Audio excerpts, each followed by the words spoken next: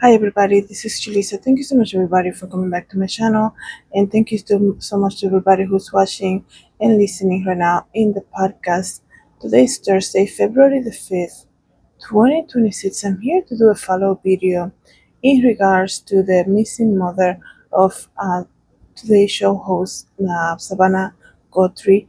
Her mom, Nancy Guthrie, is missing. I think by now everybody knows what's going on over there, meaning like how she got abducted in the middle of the night from her house. There was blood splatter at the front door. A lot of things are coming out about that. But at the end of the day, today is just already, it's Thursday evening, the 5th of February. Like I said, there still is no information about where she is. She still has not been released, I guess you can say, from her captors back to the family. There still hasn't been any proof of life. And it's so crazy to even say that like that. There still is no information about her whereabouts right now. Um, so I'm gonna do a follow video about that. Before I continue, I'm gonna say thank you so much everybody who has been watching and subscribing on YouTube. Thank you guys so much for doing that. Really means a lot to me. And of course, everybody who's listening right now using Spotify podcast, I want to ask you guys a favor. Please follow JulissaDesigns Spotify podcast because it helps me as a creator. And if you've been listening for a while, you just have to hit follow, and it's totally free. Just follow the podcast. Every time I make a new episode, you get a notification. Do apologize because the lighting here is very strong right now. So if you can do that for me, that would be great. You just follow Julissa Science podcast. Um, and that way, every time I make a new episode, that's what I was trying to say, you will get a notification. The same thing if you're using Apple Podcasts, you can also do the same there and leave a comment. So, you guys, the nightmare continues for Savannah Guthrie. I have been praying for her mom a lot. I have been praying for her mom, for her family. There's so many things. I think society these days, we're so in tune into creating one thing out of something else, and we need to be so careful about that. Referring to conspiracy theories, and all this is happening because of that. You need to understand Savannah is a very well-known TV host here in the US, so she's going to speak about numerous type of cases. She's going to investigate a lot of things that are happening, and you know you can't let your mind, the mom has not been found yet. You can't let your mind go wild thinking all these things. Right now, I think we need to, I've seen so many people speaking about what could have been the motive behind this. And it's like everybody needs to kind of like come back to reality and just look at things for what they are. Do people retaliate? Yes, that happens. You get judges who, once they do some type of sentencing, I guess you can say, they do retaliate. They get retaliation from the people being accused. All of that stuff happens in life, but in this case is very rare because they took an 84-year-old elderly woman from her house in the middle of the night. And you can't just run wild just because one of her daughters is a very well known TV host, right? This is when you have to kind of like ask for discernment and have control of your thoughts, right? Um, One thing though that I was watching the press conference earlier today that they did, and one thing that I saw was they mentioned something interesting. So, in case you haven't known, let me give you a brief, I guess you can say, summary about it. Saturday night, Nancy Guthrie is the mom of Savannah Guthrie from the Today show that like I just said.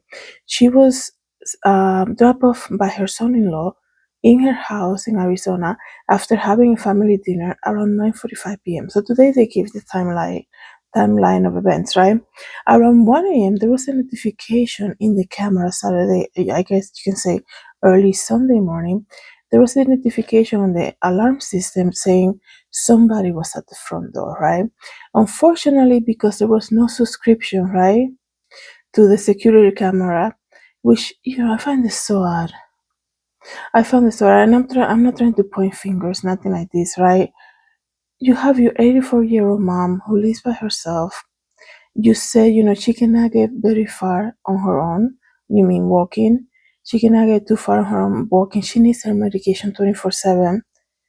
And yeah, we have cameras, but really we don't have any way of retrieving that footage. I don't know what's missing here. Like, I don't know how that happened, right? But anyways, right now we have to look at what's happening in the moment right now, which is she's still missing.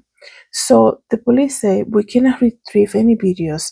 We know that there was a notification that somebody was at the front door around 1:30 a.m. on Sunday morning, right? She's in the house by herself, dropped off Saturday night around 9:45.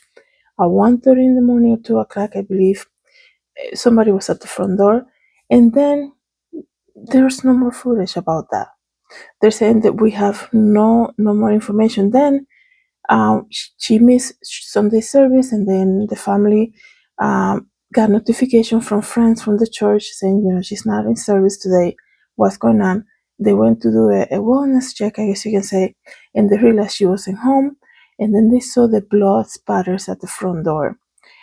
And now, you know, 2 days after that, right, they notify police, all of that. 2 days after that, they say that TMC, the big, news celebrity gossip channel, I guess you can say, they say they received a ransom note. Also, local Arizona TV stations say they also received a ransom note requiring so much Bitcoin amount for her return. And the deadline was today, Thursday at 5 p.m., right?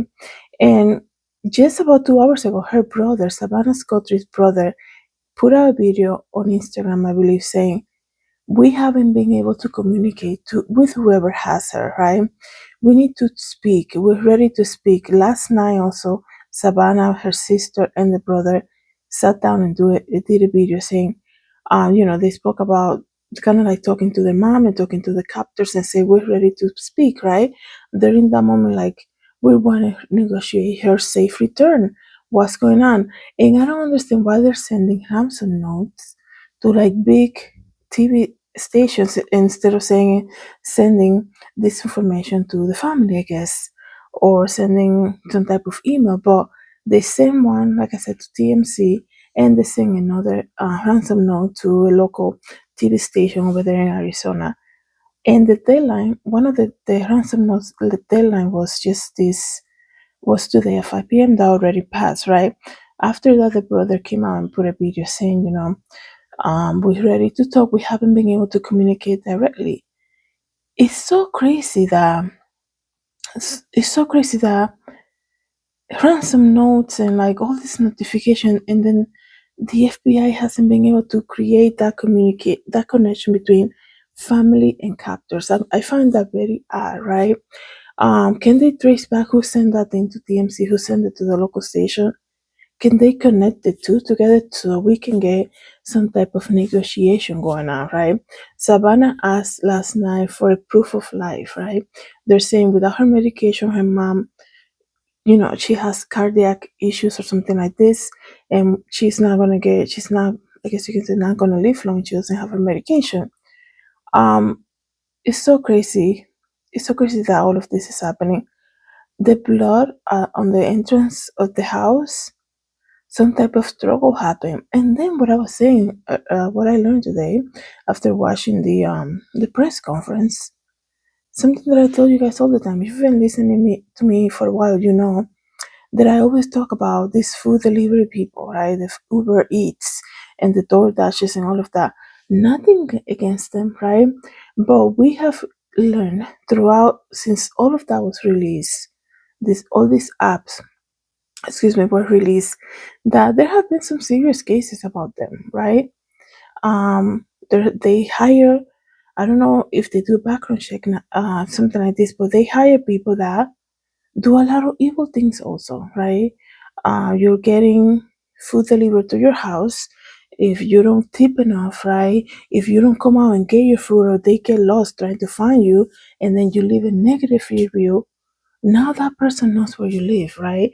And this is why you have to be so careful, because we're living in society now that people they erase humanity from sometimes from reasoning, and they forget that somebody's human, and it's like it's okay if that person is upset and give you a negative review because they spent 30 minutes looking for you, right? And if they only tip you $1, you don't have to retaliate somehow. Just move on to the next customer, right? But now, because they know where you live and all of that, things can happen. And something that was mentioned today, was that I just couldn't believe it when I heard it. There, I'm not, like I said, please don't think that I'm blaming anybody, but they have their mom living in this mansion, basically, right? A mom who is 84 years old, right? I work retail many times. I used to get a lot of repeat customers, and what do people like that do? They share stories with you. This regular shopping, they turns into an encounter. Be like, oh yeah, my daughter is the TV host of this TV show. Um, it's just it comes out naturally because they're so proud of them, right? People will share so much information, especially when they're elderly, right? Especially when they're just trying to have conversation with you. Sweet people like that, they will share so much information by you just saying, "Hey, how are you today?" And then they start, "Oh, you remind me of my granddaughter who does this thing to the other, or who works over there on this or the other." Um, they mentioned that she took an Uber to the family gathering Saturday night, and I mean, I don't even. There are people that are not they're not even comfortable getting in an Uber, okay? And you have a elderly person, 84 years old, living in this rich looking mansion up in the hills in Arizona, calling an Uber to being dropped off. And yes, there's cameras. Yes, um, you know, um, the family can track it on the app how close the car is and this and the other. But like I said, there are people who are not even comfortable getting in an Uber. So for her to just to go have dinner with the family, an Uber was called for her. It says to me that this is a very familiar thing that they do with her, or that she is used to doing. And that to me is very shocking. Because taking an Uber on a regular basis, if you live by yourself, will make more sense if you live in an apartment building with the people at the door. What are they called? I forgot now. Um, with the front door, I forgot what they call it now. It will make more sense, right? If you live like that. But up in a hill, your house is up in a hill. Obviously, it's a very, I think it's $1 million house, right? It looks very expensive, all of that, very big too. And you're telling me an 84-year-old woman, you can be all street smart at that, you can be, right? At some point, um, things are gonna come out, you know. Oh wait, don't leave yet. Let me just make sure I lock the door correctly because nobody else is in the house. I live by myself. Something like this, right? Oh yeah, my daughter works on television. She does the Today Show. You've probably seen her before. That type of communication might come out. Now, I'm not saying the person who picked her up that Saturday night might be responsible. They already cleared that person. I'm not saying anything like that. But taking an Uber, um, like that, it sounds to me like this was not her first ride share like that. It sounds to me like this is a very common thing for her to do, and that's my concern. That's my concern because you know we live in crazy times right now, and I really hope because they don't have a suspect. I'm just trying to like think what could have happened like that. It's very specifically everything that they saw. They saw that I believe was some of the cameras were turned off. And I mean, I said in my previous video, whoever went there that day, that night in the middle of the night, knew 100% that this woman was alone. They knew 100% that there was no cameras that were able to track. Okay, and could that come up in a conversation? Yes, that can also come up, right? I really hope that they find her. Like, that's, like I said, I've been praying for her. It's just so sad that, it's been almost like a week almost, right? I mean, today's already Thursday night, so let me see if I can get more information here from this article. It says here that Common Guthrie, which is Savannah's brother, like I said, um, is speaking directly to the person or the persons, the people involved in the disappearance of their mother, Nancy, 5 days after she went missing from her Tucson, Arizona home. In a video shared on Savannah's Instagram account on Thursday night, today, like I said, a couple hours ago, he pleaded directly with those that may have taken Nancy, asking for them to reach out to the family and let them know that Nancy is alive so that they can move forward. This is they're basically describing what he said. And um, let me just see here. On Wednesday, February 4th, he said he joined his siblings, Savannah and Annie, on Instagram video, which the three made an emotional plea for their mom's safe return.